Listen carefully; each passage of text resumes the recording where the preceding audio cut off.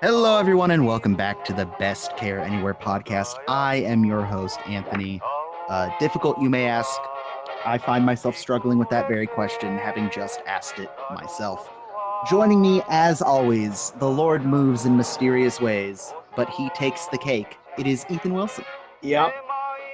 You know, what can I say? He do be moving. I wish I had Klinger's sewing skills, but here I am, needleless and sitting in Kansas. How is Kansas? What's new in Kansas? Can we get a Kansas update? It's 80 fucking degrees out of nowhere. That's disgusting. Why? Why is that happening? Because God smiled upon the state of Kansas and said, "You shall have the heat," and I should Excellent. not be When bitter. But here, hey, warm air means thunderstorms, and thunderstorms are pretty. That's a good point. They I love me they a good also mean thunderstorm. tornadoes. So, Yeah, those are even more fun. anyway. Uh so yeah, it's a Sunday. I'm tired. Ethan's tired. We're all tired. We're here. It's a vibe. I do have, before we get into the episode, minor updates, primarily sad updates. Um, Firstly, the last episode, as of recording, I have not gotten the video up because it has been a hectic, busy work week, and then a hectic, busy weekend. That it would have gotten edited. But hey, the audio version went up, and yeah, so be happy about that. I will get that dealt with in the next couple of days, and you should see it long before you see or hear this episode. Part of the reason that episode was delayed because I was dealing with some fallout from something that happened the day after we recorded. For those of you who have been listening to the podcast and partook of our Tora viewing episode, where we watched the movie Tora about the attack on Pearl Harbor and dove into some of the history about that event. I mentioned that I have the immense pleasure of knowing one of the last survivors, in fact, the last survivor of the USS Arizona, Lieutenant Commander, U.S. Navy retired Lou Conter. He lives up in the vicinity of myself in Grass Valley. Unfortunately, back on April the 1st, at 102 years old, Lou passed away due to some uh, I, I want to say minor health complications, but I don't think it's really minor if you die. Uh, but that's basically what it was. Dude wasn't sick. Dude didn't have diseases or anything. He was 102. He died of 102. Um, and I don't say that to be joking. It's like people ask me, "Oh, what happened? Was he okay?" It's like he was fine. His body just was old. So yeah, unfortunately, Lieutenant Commander Conter passed. Uh, I'm not really bummed out about it because, like, again, dude was 102. He did a lot, lived a lot of life. But like I said in the Tora episode, upsetting because that's one less person that can give us like direct knowledge of stuff. You know, it kind of sucks, but Well, from what I yeah. understand, he did a really good job of making sure um, that his knowledge and his memories were Oh spread yeah, and stored and cataloged. he he not only went around in person before, mostly before COVID, a little bit after, but COVID was kind of the nail in the coffin for him traveling as much as he used to. Um, he would go around to schools, community events, scout troops eventually, and basically share some of his stories, which was always a hoot because no one had the audacity to get up in front of a Pearl Harbor survivor, USS Arizona survivor, long-term naval veteran, and tell him, "Okay, sir, it's time for you to stop talking." So he'd usually talk for about an hour longer than he was supposed to, but again, no one had the gall to stop him. He sat down with a couple of authors and got his stories, most of them anyway, on paper in a book. That's the Luke Hunter story. Links for it will be in the description of this podcast. He also worked with one of our Eagle Scouts to do a little 1 hour documentary that was that Eagle Scouts project. It's on YouTube at very low quality. I'm hoping to convince the scout and his dad to maybe re-upload it at better quality now that some time has passed, and so has Lou. But yeah, that's available on YouTube. Again, links in the description.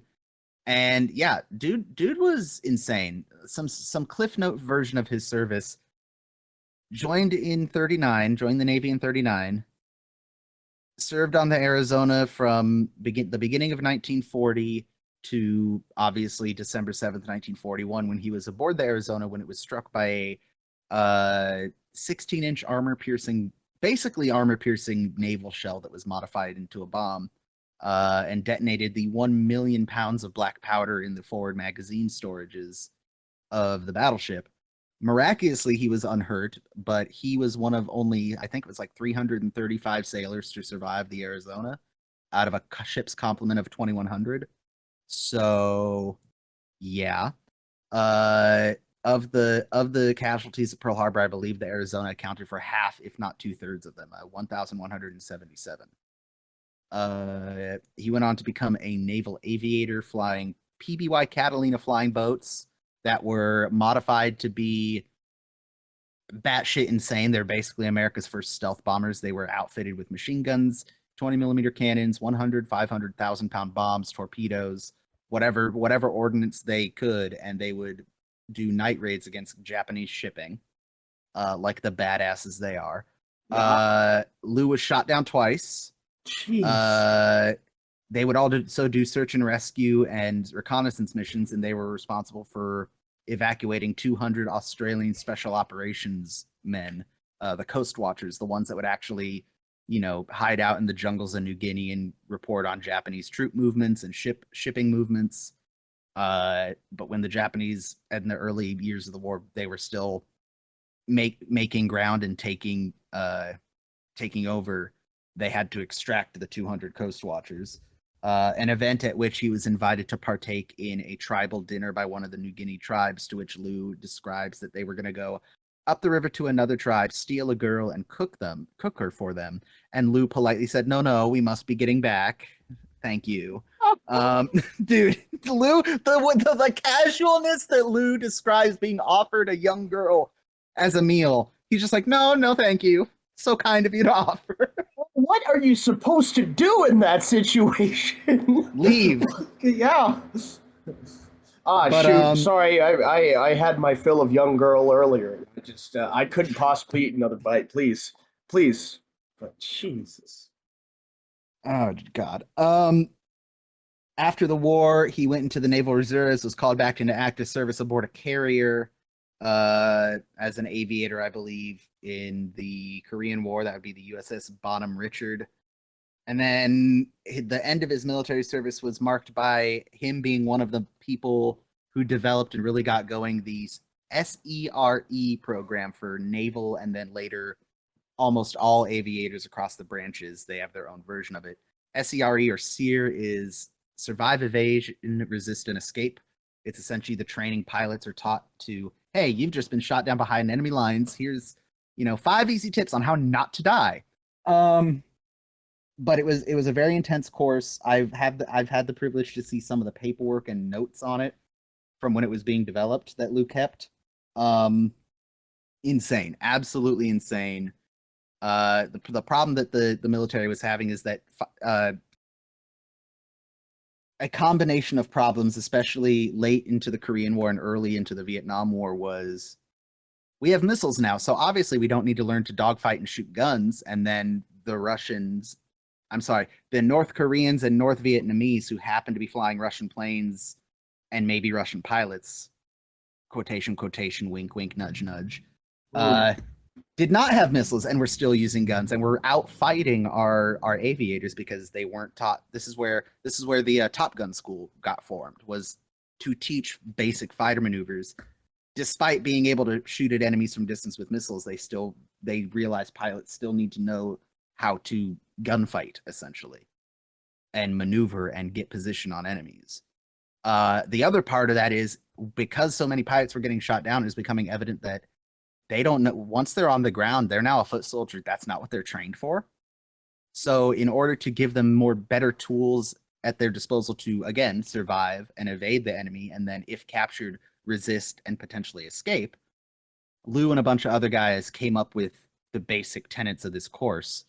The course was so good that they sent a a desk jockey, a naval, just a naval officer kind of trainee desk jockey guy to take the course in one of its sessions, and he made it through with flying colors. So it was clearly a well-developed course that you didn't have to be some like survival expert to take and succeed. You could be a raw recruit, essentially new to that type of training, and make it through and get something out of it. And clearly that person did, because of all the people that went through it. There were two in particular that credited Lou for not only teaching them, but crediting him with saving their life with his training, because they were shot down in Vietnam and sent to the North Vietnamese prison camps. And that was Senator John McCain and Vice Admiral James Stockwell, I believe his name is. There were a whole lot of POWs in North Vietnamese prisons, but those two in particular specifically cited Lou as being the reason they survived. So wow. Yeah, Lou Conter, American badass. Yeah, I don't know what else to say. I'm not sad that he's gone, because it's like, again, dude's lived 102 years. He is at peace. He is with his wife now. Homie did it all and now is resting in the afterlife. But it is a bummer that there is now going to be a ever-growing amount of people who have not heard his stories firsthand, and that's part of the reason I wanted to point it out on the podcast, because it's like I think it's important to, now that he is gone, those of us that heard the firsthand accounts from him, I feel a small responsibility to at least point people in the direction to where they can hear more of his stories. I don't necessarily want to be like, Lou is passed, it is now my responsibility to tell his story. Not that, but you know what I mean. Like, hey, yeah, this dude was cool. You should go learn about him and learn about Pearl Harbor and learn about the very, very, very terrifying historical similarities that are currently occurring. Like aggressively terrifying. Oh boy, is Germany at it again? No, but think silly back, Germany. Think back to our Tora episode. World War II didn't start overnight. It was Japan. Oh look, Manchuria looks cool. That's ours now. Yeah, because no country has just said, "Hey, that's ours now." In recent memory, nope, not a single one. And then another country is getting ready to say. And then no other country went, "Hey, you know what? You guys made us angry, and now this is ours now." No, just don't worry about it. Don't worry. This is ours now. And then other countries haven't done any things in retaliation to those things. And again, I said it in the Tora episode, and Lou has said it multiple times. Learn from history. Pay attention to what's going on in the world around you. Not because the worst will happen, but because the worst could happen. And as the veterans of that attack say, remember Pearl Harbor and keep both America and yourself alert. So with all that said and done, links to the various places where you can hear Lou speak or read his book or all that jazz, the link to our episode discussing the history behind the Pearl Harbor attacks and the movie Tora, all that will be in the description. So yeah, and there will be a little something at the end of this episode. Obviously this episode is going to be dedicated to Lou because yeah, and since we're dedicating to him, we might as well talk about the MASH episode now. I guess we should. That's the only, that's the reason the podcast exists. But anyway, so yeah, I kind of went off there for a few minutes. Do you have anything to say, Ethan? Do you have any additional thoughts? No, I don't think I could possibly follow that up. Just I'm glad you shared a little bit of what you know. And I was never fortunate enough to meet him personally, but I've heard a lot of his stories secondhand. I'll put some pictures up during that last segment, and one of them is me and him, and I forgot to put this up in some of the previous episodes. I will make sure to put up the picture where Lou is wearing his Hawaiian shirt, the custom one that they had made for the Arizona veterans.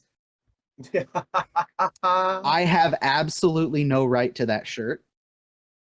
However, I want it. It is the custom USS Arizona survivors Hawaiian shirts they're amazing. They're beautiful. But yeah. Anyway, with all that said and done, fair winds and following seas to Lou, moving right on to season 2, episode 20. As You Were, directed by Hay Averback, written by Lawrence Marks and Larry Gelbart, the showrunners, the show writers, the dudes. So you know this one's going to be good. And it aired February 2nd, 1974. Now, I have to preface all this by saying, last episode I said I didn't remember what episode this was. I'm not going to lie, a little disappointed that I didn't. I probably won't now that I've thought about it so much. For anyone out there angry at me, I'm sorry that I know that this episode existed. I forgot that that was its name. That's the part that was hanging me up. But we open on the Officers Club with Radar playing ? The piano. He's certainly attempting to. I don't know. I think he plays 3 different songs in the course of this scene, it seems like. All at the same time. I'm not sure. But there's not a jukebox. There's always been a jukebox. There's a pinball machine in the Officers Club now. I don't think that was there before. That's fun. Why there's a pinball machine, like, again, going back to like the boxing ring from way back to season 1. And the pizza oven and all that nonsense from the incubator episode. A jukebox, okay, I could see that. Slot machines, okay, that seems a little crazy. Old piano, you probably dug that out of like a church or somewhere in like Seoul or one of the surrounding towns or villages. Like that seems reasonable. I don't know why the pinball machine is the suspension of disbelief point for me. I'm not sure why. They stole it from Tokyo. It's okay. That's even more outlandish than anything I could have come up with. So they got it. So first of all, that's at least 3 people to move that. Minimum 3, probably 4. It was built. Cowboy owes him one. Okay. Cowboy. So you're thinking like the desk. He just that's exactly what I'm thinking. But this time it's a pinball machine. He flew it all the way from Reno. Wizard. Yeah. But case in point, there will be an episode eventually where some ridiculous shit does get shipped from the States to the MASH unit. So I guess a pinball machine is not that crazy. The question is, like, where on the list of importance is the pinball machine when they have to bug out? Like, clearly operating room, post-op, lab, like those things are important. But like, at what point does the jukebox and the does it come before the mess tent, after the mess tent? Where are we at? Yeah, pinball comes after the radio, but before the surplus medical equipment. So after the rousing musical number in the Officers Club, we see Colonel Blake attempting to get a tan, being interrupted by Father Mulcahy. Nothing of note here other than the fact that I love the little jokes that they give Father Mulcahy that are obviously religious in context, because they're just so tastefully done. It's not in your face. It's just subtle. You know, Father, you're blocking the light. Oh, I see. Well, let there be light. And he steps away. Just so simple. I love it. We then get to now this entire episode. To me, it's been a while since we've discussed it, Ethan, so I think it's time. This entire episode to me screams Saturday afternoon at camp. Yeah, like the scouts are gone. You can't really go anywhere because scouts are arriving again the next day. Like, you could go into town for a bit, but you just kind of have to sit around camp mostly and find stuff to do until scouts show up on Sunday. It's and this such is kind of an odd feeling. Like, it's indescribable almost. The sense of freedom because there's no scouts there, and also it's not melancholy. It's not. It's almost melancholy. I'd almost call it anxious anticipation. You know. paired with extreme exhaustion. Yeah. Case in point, we move to the mess tent, where I don't even know where to begin describing this. Frank has all the condiments, which for a mash, that's a lot of condiments. So he's lining up the condiments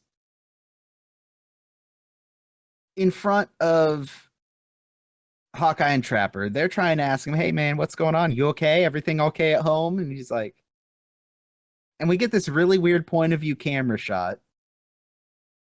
Hawkeye says that he's going to go talk to Frank because he did a year at Bellevue, which, if I remembering correctly, Bellevue is a psychiatric institution. So he wanders on down to Frank. And Frank explains, if you kneel at the end of the tent and get the tabletop at eye level, you will see that each bottle of ketchup lines up behind the others as if there's only one bottle of ketchup. Now, the same is true. And he goes on this whole thing where it's like, the condiments are arranged by order of popularity. You have your ketchup, your mustard, your relish, mayonnaise, oil and vinegar, salt, pepper, your sweet and sour gherkins, all in a row. And Hawkeye's face when he explains this, he's just like, uh-huh. Well, first of all, I think we were all thinking it, so I'm just going to say it. That sweet and sour gherkins needs to be way higher up on the food chain. Okay, you know what? Let's discuss. So yeah, Frank's all excited because they got lined up, but in reality, like, the table is so wobbly, like, I don't know. I don't know about this scene. I think Frank, this goes back to something they said in a previous episode. Did Frank crack up here? No, I think he came here cracked. Frank, again, not the time, not the place. Frank needs help. Frank needs a friend. Frank needs something. I don't know what it is, but God, does he need attention? He needs condiments. Standing at attention. We jump to Father Mulcahy's tent, where I'm going to say it. Take foot care more seriously, people. I think Ethan will agree, having been a scout and at camp and hiking and all that jazz. Take care of your goddamn feet, and they will take care of you. Of course, Father Mulcahy, when Klinger comes in, references that he tries to get a little joke in that, did you know that it was customary for the Pope to wash a poor man's feet on Holy Thursday? And Klinger's like, so? Well, since there's no chance of His Holiness showing up here, I thought I'd do it myself. Poor Father Mulcahy. When was the last time the Pope watched a poor person's feet? I have no idea, dude. This is the first I've ever heard of that. But hey, I don't know. As the MASH unit is experiencing a lull, Klinger feels that he should have the option to go home since they are not busy. He asked Father Mulcahy if he could get his opinion on a letter he has wrote to General Mitchell.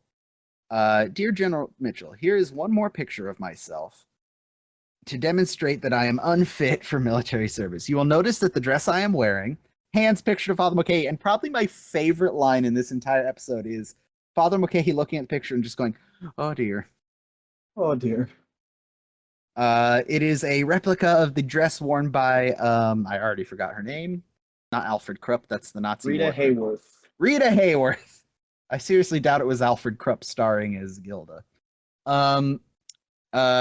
Rita Hayworth as Gilda. Oh my God.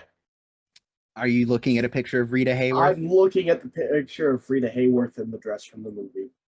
First of all, Rita Hayworth, stunning. Oh my God, what a smoke show. And the dress it's a black and white movie, but based on the movie poster, which that is a bitch. I have no idea what this movie's about. That is a bitchin' movie poster. There never was a woman like Gilda, and it's Rita Hayworth in a teal dress, like form-fitting dress with a fur, looks to be some sort of fur coat or stole or some sort of drapery in her other hand, smoking a cigarette. Damn, that is a plus movie poster right there. So But what we have to do now is make the same movie poster, but put Klinger's with face. Klinger. Yeah. Jesus Christ. I have a whole audience. There's a secret Ethan and I have been keeping from you, and I won't give it away just now, but let's just say I part of this secret involves going through the quote Klinger collection and looking at his various wardrobes and stylings, but more on that later. So yes, he made the dress based on Rita Hayworth's in Gilda, or at least it's pretty close. I was sewing from memory. Again, Father Mulcahy has some of my favorite lines in this episode. Klinger asks his opinion, and Father Mulcahy just looks at him and goes, "Klinger, the Lord moves in mysterious ways, but you take the cake." We see that Radar is practicing his bugling, and Hawkeye and Trapper are sitting, waiting patiently for Frank to wake up, because this might be my favorite prank they pull on Frank. They have crated him in his sleep.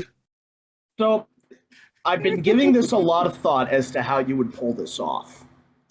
Like, I've been giving this a lot of thought. And as near as I can tell, you'd have to put the wooden base of the crate, right? Underneath Yes. his blankets, but cover it up so he didn't notice. Now, I assume is they've it got under some his sort of... I think it's under the whole cot. Oh, you think his whole cot? Oh my god. Yeah. I think they put the bottom, quote unquote, of the cot, or the bottom of the crate under his cot during the day. He goes to bed not realizing it's sitting on it, and then they slip the entire box portion over him and nail it shut. Did they slip him something? Hold on. I know we're taking this too far. But did they how I have never known anyone They to be took able a to pint sleep. of blood from the man without him waking up. Fair Frank enough. evidently is a heavy sleeper. Yeah. We will okay, see in fair future enough. episodes that Frank sleeps through a lot. Of course, he is aided by alcohol at the time, but that's beside the point. Frank apparently is a heavy sleeper.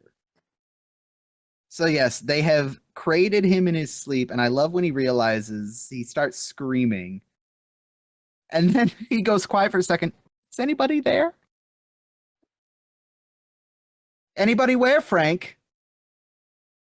And I love that he's trying to ascertain where he is, and you see Larry Linville's finger come up out of an air hole and just poke, poke, poke, poke, poke, poke, poke. I'm boxed in. We all feel that way at times, Frank. Just assholes. You know, considering the man not a day ago was lining up the condiment bottles in the mess tent, maybe this isn't the best time to toy with his clearly fragile psyche. Yeah, maybe not. The pilot says we'll be in Chicago in an hour. Oh no. We then see the return of Henry Blake's sex lectures. Sextures, if you will. This scene is the hardest for me to wrap my brain around when people say there was no ad-libbing on MASH. Nothing was ad-libbed, nothing was off the cuff. It was all written and rehearsed. This scene is the hardest one to convince me of that. This is the most... It feels like they turned the camera on and said, okay, McClane, you're Henry Blake giving a lecture. Everyone else, go for it. It feels so natural and goofy. It does not feel scripted at all. But if everything that everyone has ever said about MASH, from the writers to the actors to the producers, is true, it wasn't. Which, if it was not, and this was written and rehearsed, it is the most naturally flowing, rehearsed to be like it's like natural thing I think I have ever seen put to film. Genuinely.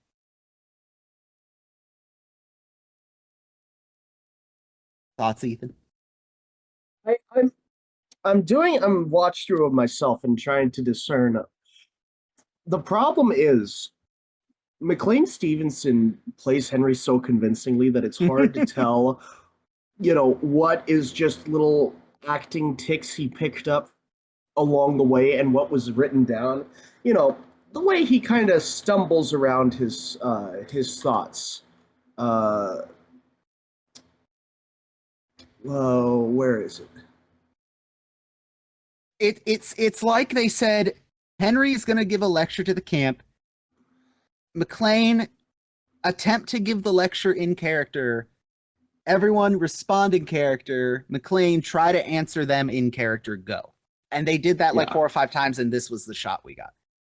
And it's wonderful. I'd appreciate the fullest of your total attention on this. That doesn't feel. I appreciate the fullest of your total attention. That doesn't feel like something you can script to me. So, So if we're ready, we'll get started with today's subject. What is today's subject, Colonel? I'll take questions later, McIntyre. What if we can't tell what it is from your talk? The figures get unveiled, and it's our good old figure A and figure B. Poor Father McKay. I think I'll go check on my candle shipment.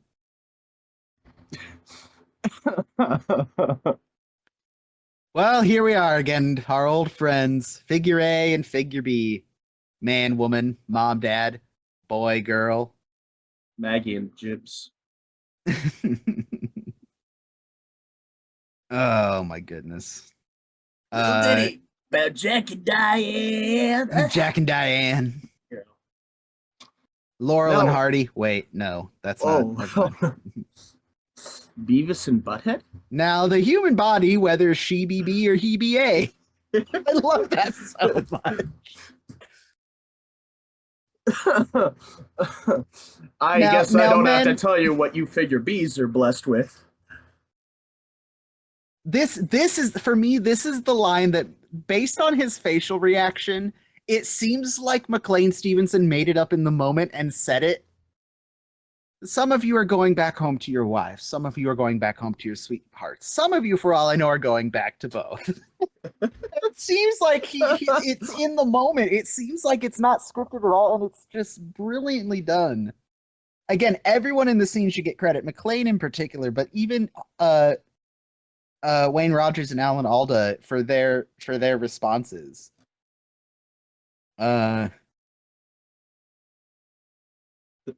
The other one is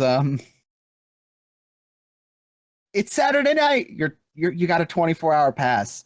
You're 20,000 miles from home. You can't make it. I've tried.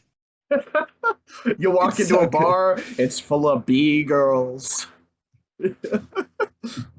Whatever you do, don't run the risk of catching today's subject. Today's subject is obviously supposed to be venereal diseases, or VD. And which poor Radar to ask. Do you suppose that someday you could give us a talk about VD and the entire tent explodes? He accidentally says the funniest line in the whole thing. Because Radar doesn't know that's what Henry's talking in, like, not even metaphor. He's skirting so far around the issue that no one except people who clearly know why Henry's flustered know what the issue is. Poor Radar. This also has the air of those trainings we have to do at the beginning of each summer at camp. Yeah, that time I was asked to give the talk on racial sensitivity. Yeah, racial sensitivity and cultural diversity. Because that's exactly they asked me to do that need. one year, and I'm like, you want me, the biggest, whitest guy here, to talk about racial diversity and cultural sensitivity?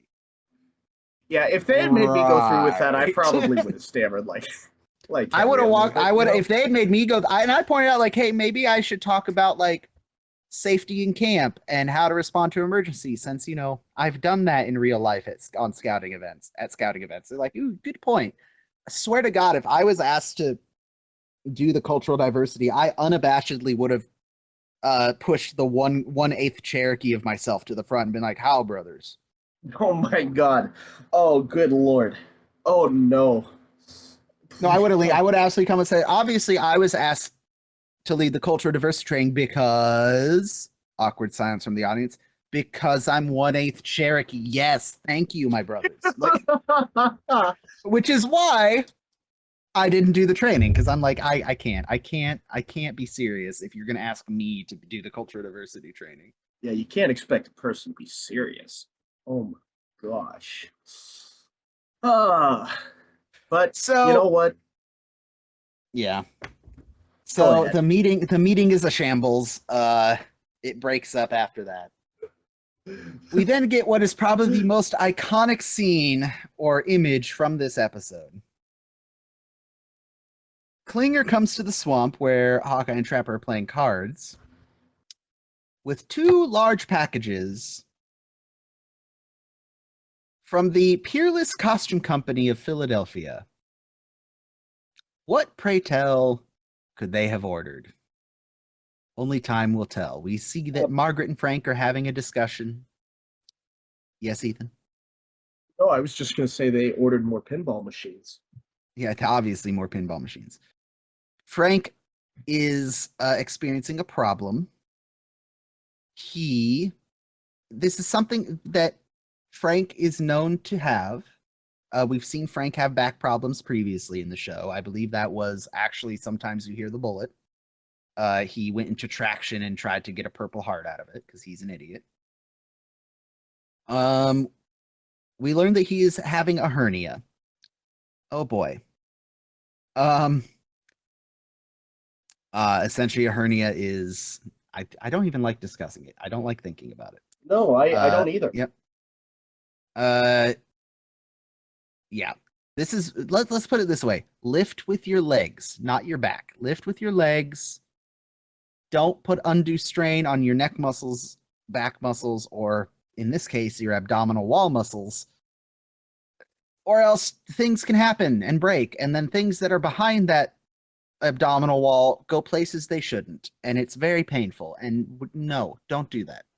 Or maybe it's a hernia in the groin, and then things get twisted. And just don't. Just workplace safety, people. So in order to fix his hernia, Frank needs an operation, and Margaret is trying to convince him, look, obviously Hawkeye and Trapper are goofballs, but they are talented surgeons. That offends Frank. No, let's have it out, Margaret. How do I rate with you as a surgeon? Oh, Frank, don't you have enough pain? Oh boy. Which tells us that Margaret understands Frank is not the best doctor at camp, despite what she might tell him. We then hop back to the swamp where we see that Hawkeye and Trapper are dressed in head-to-toe gorilla costumes. Now, we have a Patreon. A year from now, little over a year from now, I will be going out to visit Ethan in beautiful Kansas. If I can save up enough money, we will go to Topeka, where there is a replica of the swamp at the National Guard Museum. I'm not saying that I want to buy gorilla suits and sit in front of that display, because I think we would get kicked out. What I am saying is everything's legal for a price. So, I've been kicked out of better places for worse reasons. No, in all fairness, though, I would love to get Hawaiian shirts and ask the museum if we can sit on the Adirondack chairs and get a photo in front of the swamp. Gorilla costume is a stretch goal. It would take me, first of all, I guarantee you that those gorilla costumes in the 50s, if you scaled up to what, like a full, like, decent-ish gorilla costume for 2 people our size, not affordable. I'm just going to say that right now. I'm guaranteeing you it's not affordable. Also, I really don't want to be stopped by a Kansas or Wyoming state trooper on the way out there and have to explain why there are 2 gorilla costumes in my truck. So, I'm not saying it's not an option, anything's possible through the power and love of Jesus Christ. Let me just throw that out there. So Hawkeye and Trapper have ordered these gorilla costumes. I'm not gonna lie, solid gorilla costumes. Like, clearly uncomfortable and hot. Clearly. Okay, but you got to think about it like this. What conversation? What drunken mishap? How did we get here? Yeah, what encounter has to happen for you to buy gorilla suits with your Whose best idea buddy? was it? Huh. I think it was Trapper. I don't know what. I feel this is a Trapper idea, but let me explain. This was Trapper's idea because he knew Hawkeye would lean into it. Hawkeye, he's like, yeah, Hawkeye will jump around the tent as a gorilla. Yeah, sure. Hey, Hawkeye, look what we have to get. This has God. Trapper energy. Oh, God. To be dressed in a gorilla outfit, jumping around a tent. So free of burden. Margaret has convinced Frank to go ask Hawkeye and Trapper if they would operate on his hernia. It's for his own good. You need this operation. Oh, who knows what they'll do when they're inside me? Oh, they're not inhuman. Walk in dressed as gorillas. And Margaret is just immediately like, God damn it. Of all the moments this could be happening, why now? Pierce? McIntyre? What is it, Frank? Just dead. The deadpan is what gets me. So, Margaret, how could I possibly be strong, Frank?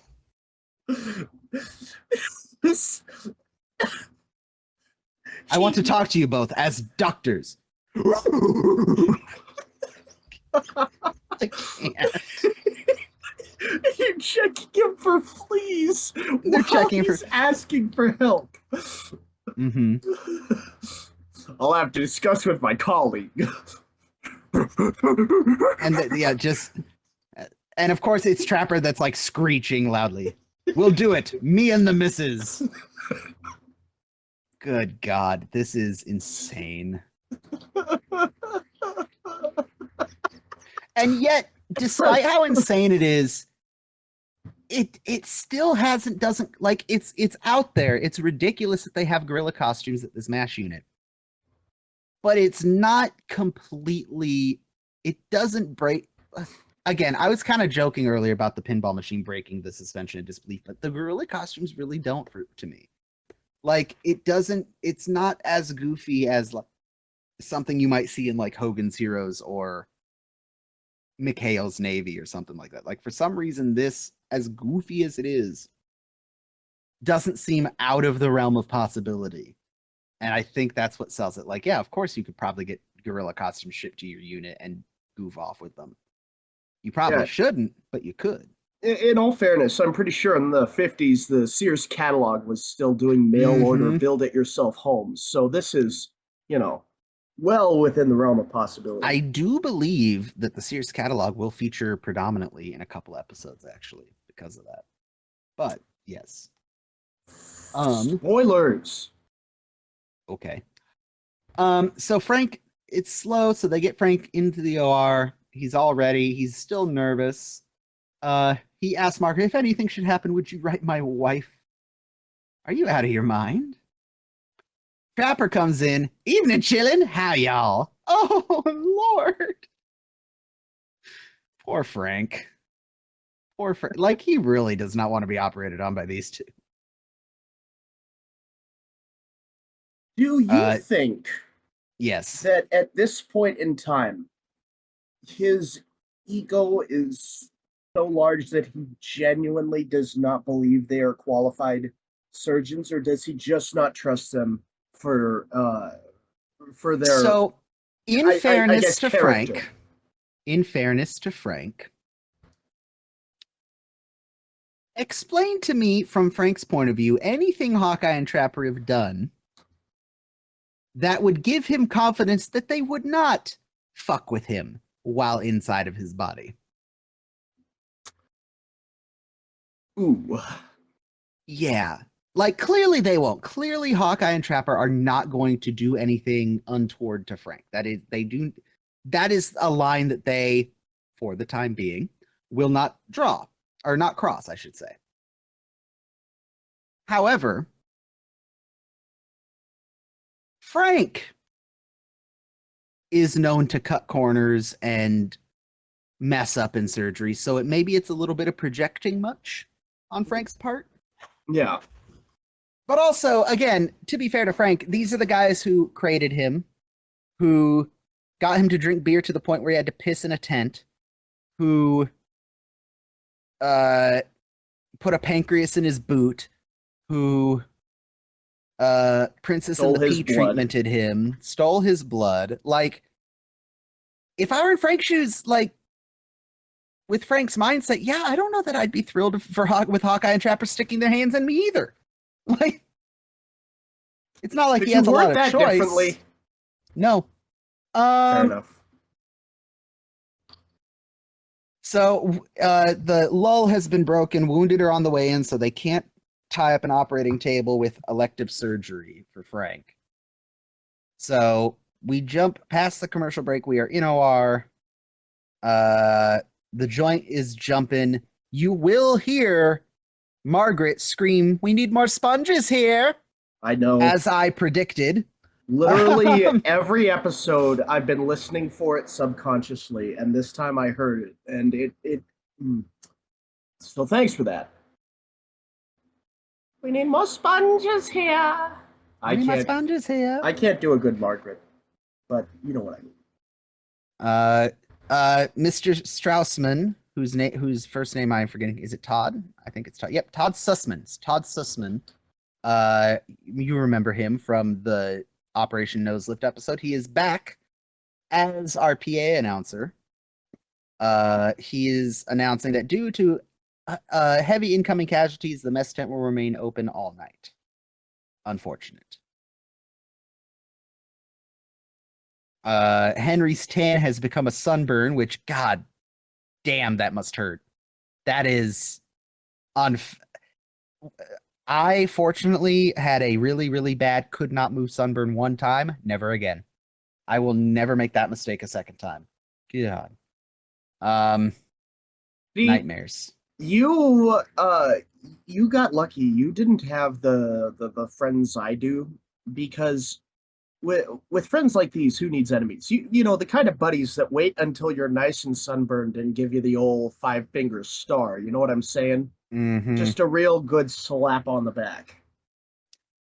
Yeah, one or two people have tried, but hey, you're hitting me, so you're getting punched.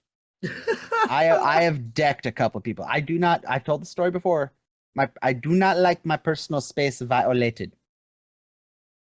That is a very easy way to get me very violent very quickly. Hawkeye checks in on Frank. He's doing good. He's frustrated that Frank did not take time to notice that he lined up all the organs in order by height of popularity across the room. The MASH unit starts getting shelled. I love the little comment. Did anyone remember to light up the Red Cross sign? Hell's bells! I just paid the bill.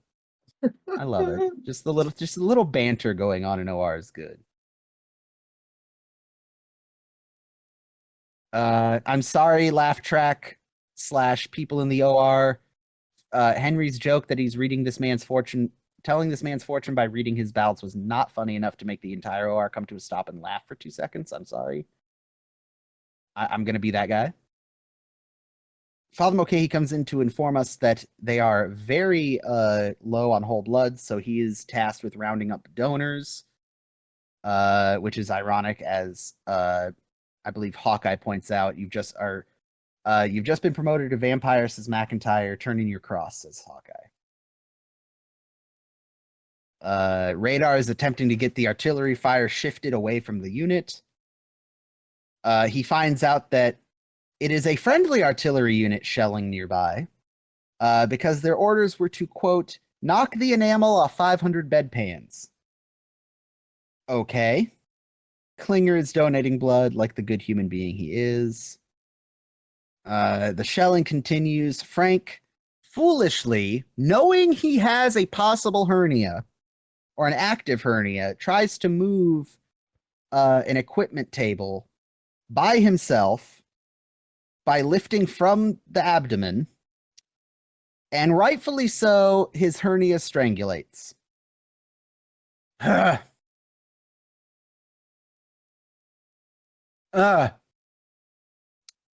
let y'all Google that.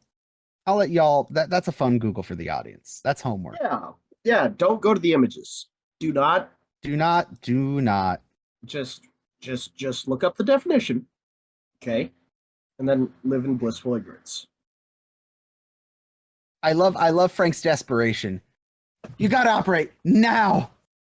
Frank, we can't. All the tables are taken. I don't care. Do it anywhere. Do it on the floor. They send Frank to post-op. They're gonna try to deal with it without having to cut into him right away.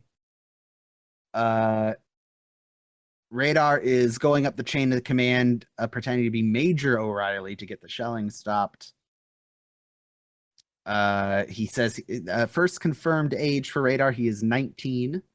I'm just gonna say it. If you're already lying about your rank, you might as well lie about your name too. Make it a little harder to trace back. Just anyway, go on. Perhaps. We see Frank is in post-op, tilted back, hoping that gravity will allow his hernia to slip back into place to provide temporary relief until the flood of wounded is stopped and they can actually operate and fix the problem. He is drugged out of his mind. Frank says, "Oh, I'm a pest and a nuisance." Yes, Frank, you're a pest and a nuisance. I'm a pest and a nuisance and a bother. Yes, Frank, you're a pest and a nuisance and a bother.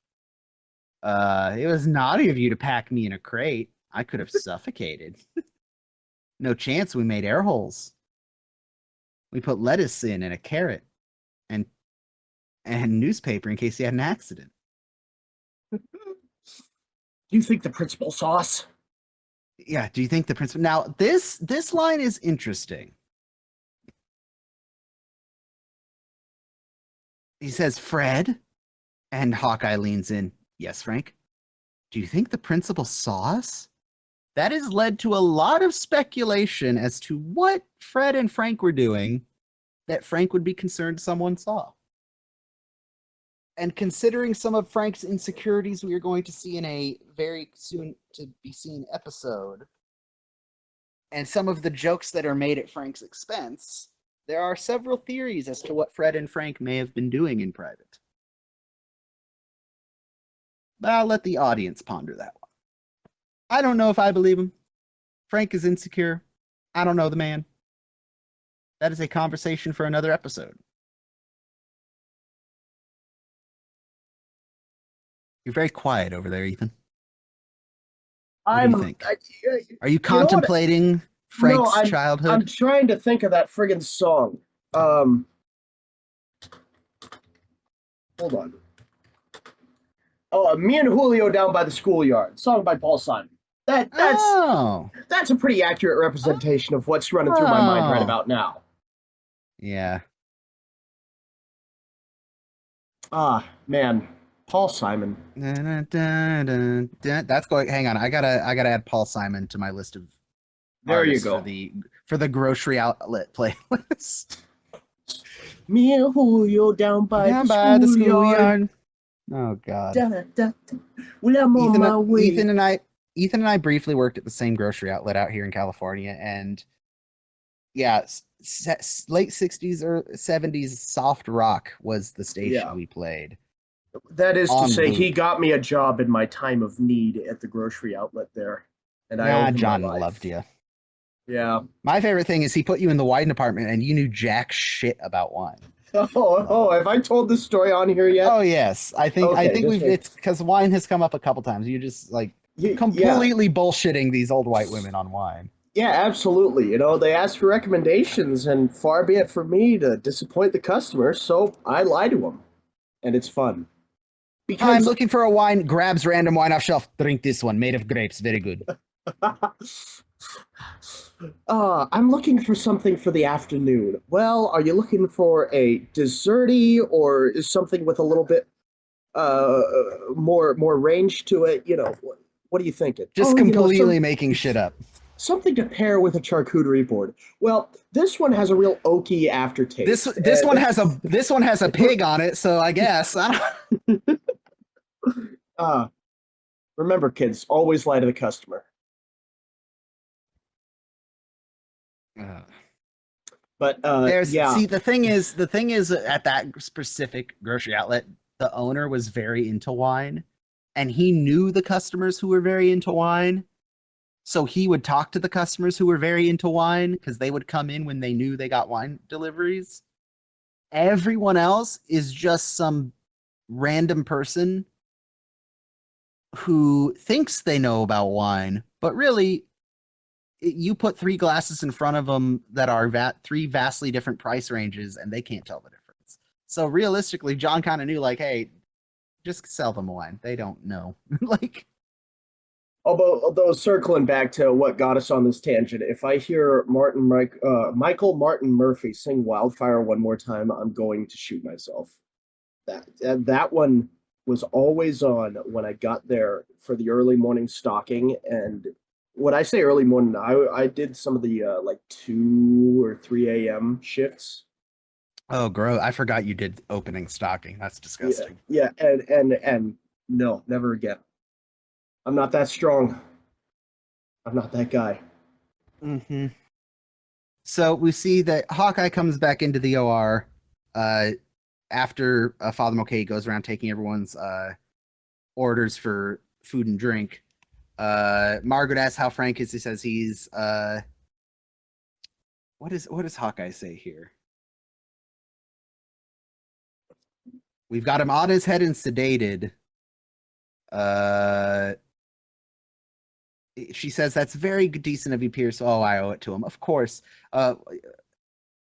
He gave his after all. He gave me his place in the lifeboat when the Titanic went down, and I vowed I'd save his life one day since he gave up his for mine. It's such a dumb sentence. Which, ironically, I don't know if pairs I would have. well. I don't know if I edited it out, but I'll mention we're recording this on the evening of the 112th anniversary of the sinking of the Titanic, so timing. So you know what I just have to point out? Hmm. Their sink is two sawed in half 55-gallon drums, which Yes. is fine in What a theory. isn't that a brilliant? Well, okay. I always thought it was a brilliant design. No, it's a brilliant design, but here's the issue. I've worked with a lot of 55-gallon drums. And Mhm. when you cut that, it is razor sharp in the worst possible way.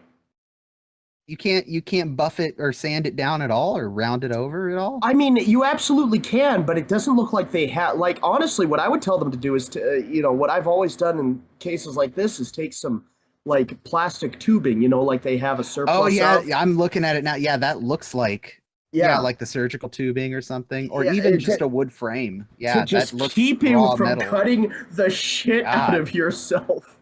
Yeah, now that I'm looking at that, I don't like that. I don't thank you. Thank you. Now I'm paranoid and Yeah, I you're hate that you welcome. pointed it out. Yep. Yeah, no, thank you. No, 55-gallon drums are awesome. I have one as a burn barrel up by So my versatile. car. Yeah. Shot a lot As of long as holes you in it know, for airflow. as long as you know what was in it before you start messing with it. Anthrax. Oh, Anthrax was that's in a it. lot of Yeah. Did anthrax. you know that they shipped it in gallons? God, I'm gonna get us all on a watch list, aren't I? No, you know what's really scary is I 100% have been passed by or have passed a truck carrying nuclear armaments. Like, I'm Like like, man, recently? a couple years ago. Okay. Like it was obviously a military vehicle. It was being escorted by a couple Humvees, and I'm like, man, that's a weird looking military vehicle. And then like a year or two later on YouTube, I was watching a video, and it mentioned like nuclear transport, and I saw the same like model of truck the same way. It's like very just it's obviously military, but it's not. It doesn't have like radiation warrant because it's not radioactive. Everything's contained, Yeah. but and it's not the irradiated material. It's the pre-fusion warheads, but it's like they don't advertise these are nuclear weapons, get the fuck out of our way, right? Like they also transport them by rail. Oh, complete side note, I should go back on the Facebook page and find the pictures. And a train load of Bradley fighting vehicles and Abrams tanks was parked in Auburn a couple weeks ago, up by Bell Road where the track splits. Damn, I wish I still Or lived there. I would have stole one. I don't think. Okay. Another exciting note. Fuck you, Ethan. What? Guess what's coming by my house in July. Oh, fuck you. Fuck you. Yep, Union Pacific's bringing their the biggest still operating steam engine out to California. They're coming over Dunnigan though, to get out here. So it won't go by my house on the way here, but it will be going by my house on the way back. And I need to find out if it's going by on the track nearest to the house, so I get the up close but shorter time to see it, or what I hope is they're taking it up the original transcontinental cut, which is the one across the valley. So I have like 2 solid minutes unobstructed view of the big boy going up the hill and Never through gonna Bloomer forgive Cut. you. Yeah, I know. I'm excited. Also, actually, I know you heard this last night, but the audience doesn't know this. Our good friend Zach, my buddy who's at Cal Maritime, just got me a free ticket to be aboard the SS Jeremiah O'Brien, one of the last Liberty ships, when it steams in the bay for Fleet Week next month. Yeah, that is super cool, and that'll be a good time. Go hang out with Zach. I like him. He and the Cal Maritime people get to actually go work and fire up the engines on that old ship, which is really fun. But anyway, yeah, we have sidetracked from MASH. So Trapper gets a break. He heads outside. He meets a nurse. He mentions that I love his little fighter plane goes over, jet plane goes over. He looks up. Shut up. He and the nurse each have a 10-minute break, which means between them they have 20 minutes. Okay. I like that math. That's what you might call MASH math. MASH math. Radar's still trying to get the artillery adjusted. He contacts someone named Tony Rizzo that he apparently knows. I need you to shift your fire about 15 degrees west. Move your azimuth. I love that. That's a good joke. There's a Korean lady in labor outside. Simultaneously, Frank is brought in because he is completely gone gaga, either from pain medications or adrenaline that his body is releasing. I don't know. Homie needs his hernia fixed because he is losing his mind. Hawkeye asks for George to take over for him? Who the fuck is George? George. George. Tuttle's replacement. Yeah. God damn it! I hate that the internet has made me okay with that joke. I know that we've talked about this before. I guess we have to remember that this is in universe an actual MASH unit, and there are more than just there have to be more than 7. 4 doctors. Yeah, so they can get away with it within the realm of possibility, but still, you'd think they'd, I don't know. But I kind of have been admiring the practical effects of the explosions, because it's not just the lights. They're also doing whatever they're doing to get all the lights and equipment to shake. I don't think I've ever acknowledged... Yeah, you know what? I don't think I've ever considered how they do that. Like, obviously, camera shake will give you some effect, but how do they get all the equipment? Like, they can't be on, like, a big shaker table. That's not how that... My guess is probably like a very long wood beam with strings tied to the pieces that you have some poor crew hand on either side shaking the shit out of. I don't know. But that I'm thinking in terms of what 70s practical effects could do, and that seems like the simplest possible explanation. No, you know what? They just sent them over to Vietnam. They filmed on location. Yeah, they just started. They actually shelled the exactly the film site. Yeah. Frank's operation goes well. We hear the stereotypical rubber glove on ass slap of Henry checking that the baby is. So, do you know why they slap the ass of babies, or used to, I guess, when No they were born? idea. From what I understand, it like because yeah, like all right, welcome to the world, spanking. It's to induce. There's a lot of things that have to happen right when a baby is born. Clearing the airways is one because infants aren't. The womb is filled with amniotic fluid. It's not air, so you Oh have my to God. the Yeah, I just yeah saw. the baby has to purge that out of its airways. And you need to make the most quick and effective way for the baby to suck a lung full of air, clear their airways, and confirm that they're alive. Smack them on the ass, get them to cry. That's why in every stereotypical baby birth scene, you hear the slap and yeah.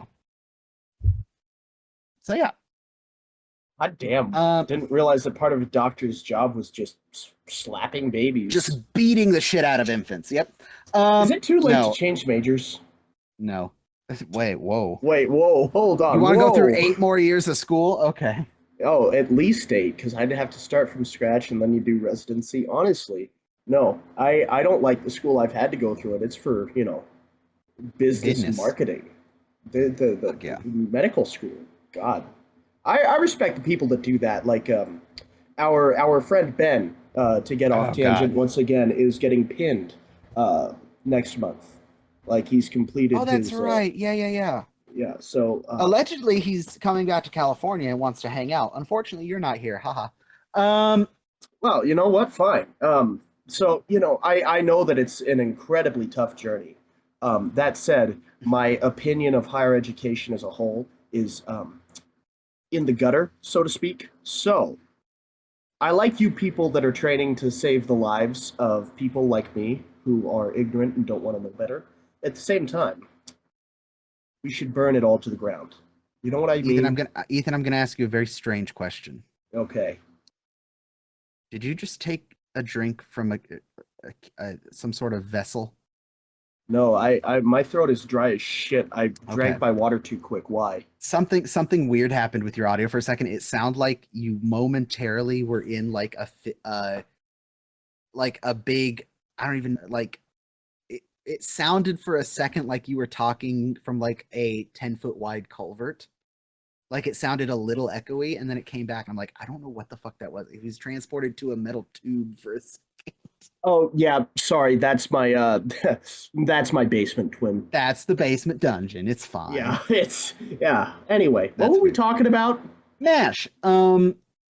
So the baby is born. Frank asks, "What's that?" Hawkeye says, "You and Major Houlihan would just gave birth to a bouncing baby hernia." And Frank has this weird, like, happy. Okay, go on. No casualties are expected for the indefinite period. The AFRS announces the release of condemned Nazi war criminal Alfred Krupp. So, a little bit of everyone's going home but us. Oh no. Uh, so a little bit of historical context because I actually just heard Krupp's name in another video I was watching. So, are you familiar with Alfred Krupp or the Krupp family?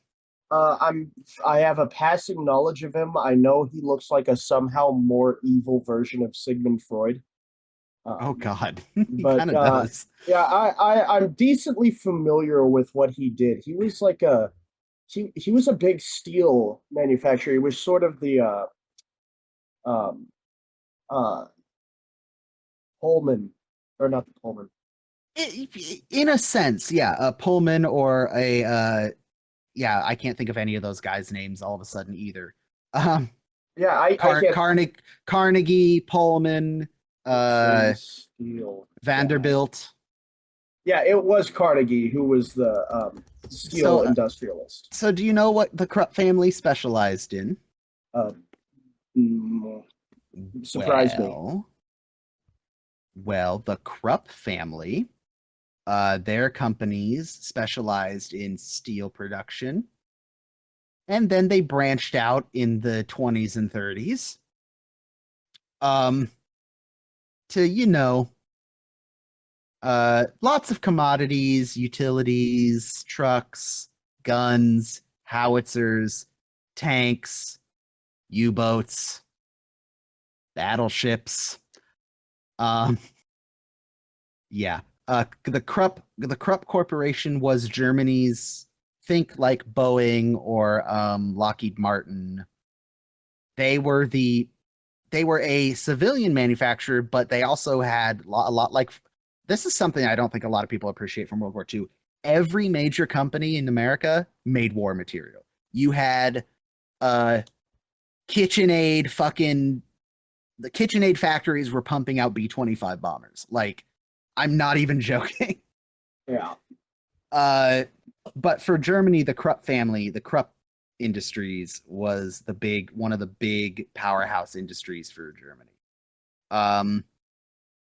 Krupp was, among others, was sentenced to 12 years imprisonment and forfeiture of all property because he was convicted of crimes against humanity, crimes against peace, and I believe his planning, preparation, initiation of waging an aggressive war, plunder and spoliation, crimes involving prisoners of war and slave labor, basically conspiracy to commit these crimes. He would later be released 4 years into his sentence and have most of his property returned to him. So the Nuremberg trials are fascinating because it's an interesting discussion of how obviously like the main key like 12 or 15 that were executed, Goering, Goebbels, I think Goering and Goebbels actually committed suicide before, but like the orchestrators of the Holocaust obviously were hung. A lot of people got prison sentences, but then you get to that question of how far reaching do you go with that? Does any head of any war production that may have used POW labor or concentration camp labor, how deep down the rabbit hole do you go before you're imprisoning half the country, right? Right. So yes, he did not serve his full sentence, but the argument was, hey, Cold War now, right, wrong, or indifferent, you're the head of one of West Germany's biggest industries, and we need economic growth and development. So yeah, you're a fucking horrible human being, but also I think I talked about this way back when we talked about it was way back. I remember the episode we talked about way back in episode 2, season 1, episode 2, that to market when they had Charlie Lee come dressed as a Korean general. We talked about how the Allied nations, Russia and the Allies were like trying to form proxies, and part of the way they did that was in West Germany was they rebuilt the German military with old Prussian military traditions and led by veterans of the Second World War, some of whom were Nazi Party members, because they needed that and not ancestral, what's the word I'm trying to institute? They needed the institutional knowledge of how the German military was organized, the structure of leadership and all that jazz. Same with the economic and the civilian industry. Yeah, some of these people did questionable and downright immoral things, but for the long-term health of what is now an allied state, you have to cut corners, unfortunately. And you see that especially in Japan. Japan to this day, sorry, Japan, you committed war crimes and you need to take responsibility for those war crimes. And I don't think anyone ever saw charges because Japan's really close to Russia and we needed a jumping off point for anything in Southeast Asia. So we'll just pretend that didn't happen and you're our allies now. Again, right, wrong, or indifferent, it's what happened. And because it's what happened, we have strong allies in Germany and Japan. Hey, we didn't start the fire. It was always burning since the world's been turning. Anyway, so yeah, Alfred Krupp. To be fair, I will fast forward to after Krupp's death. Prior to Krupp's death from lung cancer, this is from Wikipedia, his assistant worked to transfer the control of the company to another foundation that was going to be monitored by 3 members of the board. Basically, they broke up the Krupp enterprises into separate, smaller companies, basically saying, hey, the Krupp family name has some baggage attached to it. Let's break these companies up into their own entities. And Krupp's son and heir, Arndt, ARNDT, good luck pronouncing that, relinquished any claim over his father's business. So they kind of ended the Krupp family's dynasty and said, hey, you got some baggage attached to you. Let's break up your companies and we'll pay your son a stipend yearly for the rest of his life in exchange for him giving up the rights to like inherit this vast, giant, questionable history company. So, you know, it worked out in a way, I guess. But so yeah, Alfred Krupp. Fun. And with that, a little bit of World War II history. We come to the end of the show. Klinger is sewing, Mulcahy is painting a new sign, and Pierce and McIntyre are still in their gorilla costumes. And that was As You Were, a decent episode. One that, again, I wonderful moments, great scenes from, but for some reason I always seem to forget it exists where it does.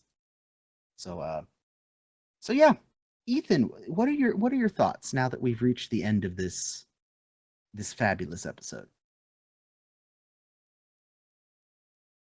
I found it pretty relatable. We talked about that a little bit, not the war zone aspect of it, but sort of the just time to kill, doing weird shit for the sake of weird shit, and then all of a sudden, busy, busy, busy, busy, just sort of the up and down. I also thought it was funny as sin. I got to tell you, I was at work today, and I watched the episode for the first time about 3 p.m. And I got to the scene where, Frank is asking for help, and as well, I'll have to confer with my colleague, and him and Trapper go over and just start howling like silverbacks, and I just cracked up in the middle of work. This episode is one of the funniest episodes of MASH, I will say. It is really good. I liked it. I think I don't know if I'd call this one of those episodes that you should use as like an introductory episode, but I definitely think it showcases a lot of the finer points of this show that I've seen so far. The comedy aspect. But yeah, what about you? No, same. It's a lot of people commented that it's a good day in the life. Just what do we get up to when the joint isn't jumping? Yeah, so that's a good one. Very, very solid episode. Yeah. I think well go ahead. I was gonna say, with that, do you have a rating for us, or did you have more to say? No, I'm gonna give it a solid 4 out of 5. I like it a lot. I'd watch it. It has a lot of rewatch value. Yes, I would agree. And it really is funny as sin. I just that might be being generous. It might not be being generous enough. I have to kind of acknowledge that it is a day in the life episode and not really a plot driven. So, so that's why I think we're probably going to see some kind of some scattershot ratings on this episode. What about you? I'm right there. I'm right there with you. 4 out of 5. Good episode. Funny. Not a whole lot of deep issues to delve into like some other episodes, but that doesn't have to be every episode. So I'm good with that. Yeah. But yeah, so some of our audience ratings, I will first, as always, go over to our Patreon. Very quickly, I'll read out. We have new patrons. New patrons, new people. More people are here. More people are here. So let me just quickly, in a very particular order, read off our fabulous supporters. Again, this is optional. It helps us pay the bills, put a tiny bit of money into savings. At this rate, we will easily be able to pay our little entrance fee to the place, the Kansas National Guard Museum, to go see their little MASH setup when I go out next year. If not some other things. But for now, our fabulous supporters are Private Stuart Boyles, Private Sarah McIntosh, Private Jared Gallagher, Corporal Derek B., Sergeant Timothy Burleson, Sergeant Louise Black, Lieutenant Mike Jameson, Lieutenant Leanne, and now joining us, Lieutenant Brad Reeder, aka Big Beard, Bahooty Daddy. So, yeah. That list boggles my mind. It can boggle your mind all you want. It exists. Our only Patreon comment comes from good old Mike Jameson.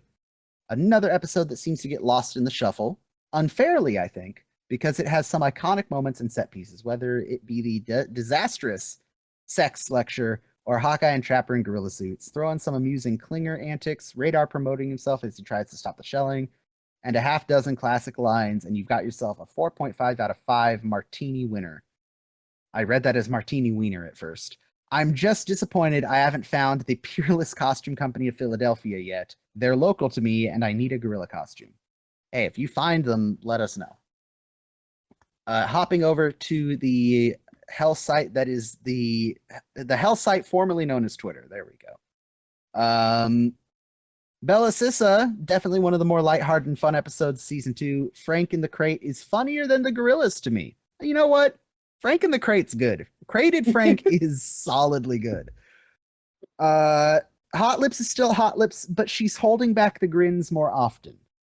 Definitely a fun episode with classic scene in the monkey suit, says Chief Smash Forever. Day in the Life episodes are always a fun way to see what's happening to the unit when there's no wounded. 4 from Donut Eater. The Day in the Life aspect is fun by itself. Really appreciate how it's set up as a way to kill time between surgery. The contrast between that and the OR scenes are nicely done. Paul Mitchell says, a real season 2 highlight. Nice to see Trapper and Hawkeye mess about because A, they can, and B, they know it will irritate Frank and Hot Lips. Yep. Doing silly shit for the sake of doing silly shit. We love it. And with that, that's all we got. Next episode's Crisis. I have been reached out to by Greg from the Cigar Podcast, Beyond the Humidor. He joined us for 5 o'clock Charlie earlier this season. He is requested to come talk about Crisis if we would have him. And I told him no. Piss off. We don't want to talk to you. Yep, good call. So yeah, that solves that problem. No, we'll probably have Greg on for the next episode. After that is George, and then we are rapidly approaching the end of season 2. I will say right now, and I will continue to say it for the next couple episodes, May, June, and the beginning of July are going to be interesting. We may have a bye week or 2 in there. I am traveling a lot for some scouting purposes and some scout training purposes. For those of you who know scouting, we have our district camporee at the end of April that I'm going to. I have 3 or 4 weekends in a row in May. I have going to the Jeremiah O'Brien, leading a hike, going to wood batch training again in June, and then I'm volunteering for at least 1 week, if not maybe a little bit more, of teaching shotgun shooting at one of the camps for a week. So the next couple months are going to be very busy. We will make a point to alert you if episodes are changing or dates are changing, or if we're just going to be going off radar for a little bit. So yeah, with that said, anything to add, Ethan? Don't skimp on the bananas. Don't skimp on the bananas.